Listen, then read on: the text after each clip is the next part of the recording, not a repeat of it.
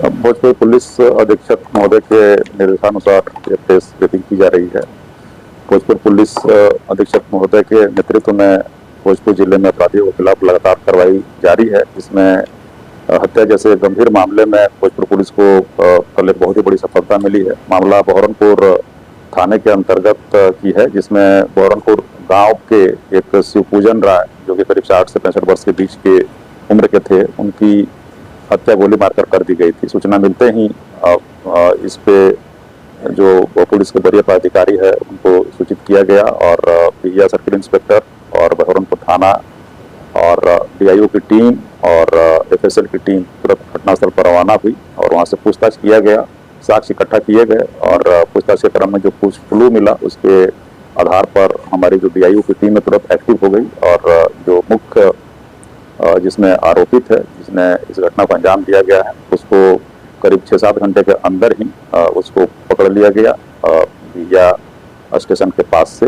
और फिर उसकी निशानदेही पे जो हथियार का प्रयुक्त किया था उसको भी एक उसी गांव के सीवान के पास एक गड्ढे में एक झाड़ी से उसको भी बरामद कर लिया गया और उसके बाद से ये सब जब उसके परिजन आए मृतक के, उन्होंने प्राथमिकी एक आवेदन दिया और विधिवत कांड दर्ज करके और इस पे फिर उसका कन्फेशन दिया गया। जो मुख्य अभियुक्त है विशाल राय नाम है और उसको फिर अगर कार्रवाई है तो माननीय कोर्ट में उसको वहाँ प्रस्तुत किया गया। सर, ये घटना का ये पूछताछ में पता चला, बताया गया कि करीब 2 साल पहले जो मृतक है शिवपूजन राय, इनके बेटे के द्वारा ये जो अभी आरोपी है विशाल राय, इसके जो एक बड़े पापा हैं जिनका नाम श्री राम राय है उसी गांव के, उनको गोली मारी गई थी। तो तब से ये उसके फिराक में था कि मैं इसका बदला लूंगा, जैसा कि उसके द्वारा बताया गया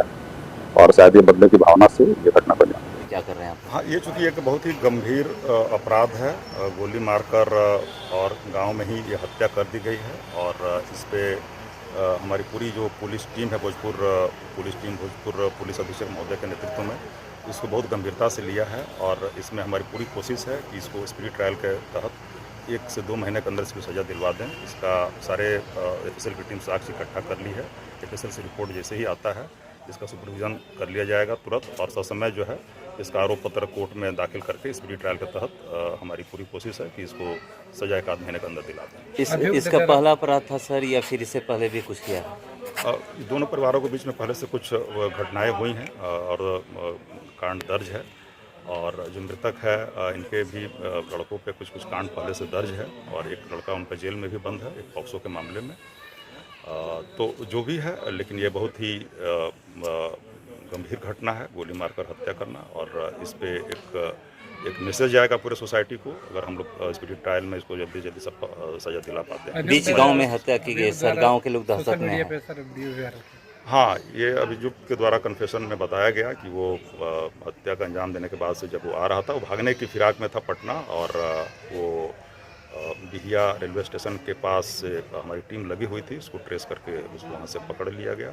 उसके बाद से कन्फेशन में सारी बातें बताई और फिर उसके निशानदेही पे झाड़ी से जो हथियार प्रयुक्त हुआ था उसको भी बरामद किया गया।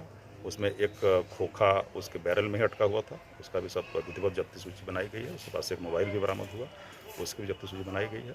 अपने इंस्टा पे आईडी पे ये डाला था, ये अपने खुद उसमें बोला भी था कि हमने हत्या किया है और गालियों का प्रयोग किया था और धमकी भी दिया था कि उनके दूसरे लोग आएंगे तो उसका भी अंजाम बुरा होगा। इस प्रकार से ये घटना के तुरंत बाद ही अपना सोशल मीडिया पर एक वीडियो क्लिप डाला था। सर, इन लोगों के पास हथियार कहाँ से आ जाता है?